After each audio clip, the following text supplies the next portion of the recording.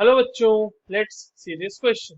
Given below are two statements. आपके पास एक असर्शन दिया हुआ है, एक रीजन स्टेटमेंट दिया हुआ है। और असर्शन रीजन के बेसिस पे बच्चों जो उसके चार कन्वेंशनल ऑप्शंस होते हैं वो हमारे पास ऑप्शंस में दिए हुए हैं। सबसे पहले तो असर्शन स्टेटमेंट क्या कह रहा है वो देखते हैं। असर्शन स्टेटमेंट कह रहा है NH3 and NF3 molecule have pyramidal shape and with a lone pair of electron on nitrogen atom. ठीक है, बढ़िया बात है।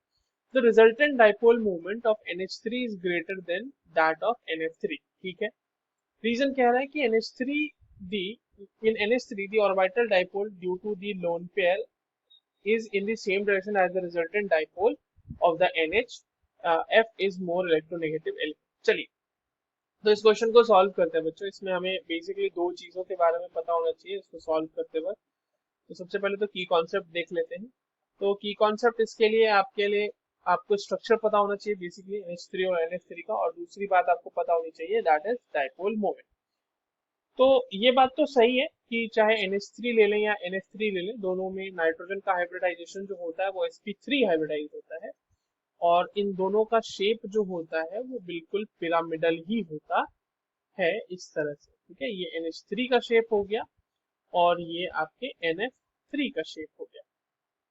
अब एक और स्टेटमेंट है इसमें, और वो स्टेटमेंट ये है कि जो डाइपोल मोमेंट है NH3 का वो ज्यादा होता है NF3 से।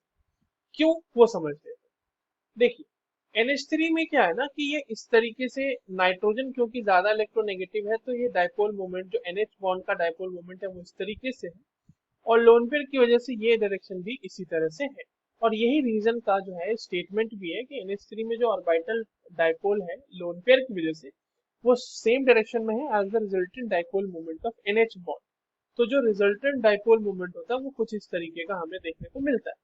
बट NH3 के केस में क्या है, क्योंकि फ्लोरीन ज्यादा इलेक्ट्रोनेगेटिव है तो इसका डाइपोल मोमेंट नीचे की तरफ है, बट लोन पेयर की अपोजिट डायरेक्शन में हो जाता है। इसलिए डाइपोल मोमेंट मिलता तो है बट वो अपोजिट डायरेक्शन में मिलता है और वो थोड़ा कम होता है as compare to NH3।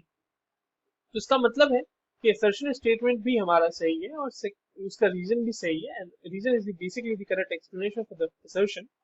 So the correct answer for this question will be option B. Both assertion and reason are true, and reason is the correct explanation of A. I hope you understood this well. All the very best.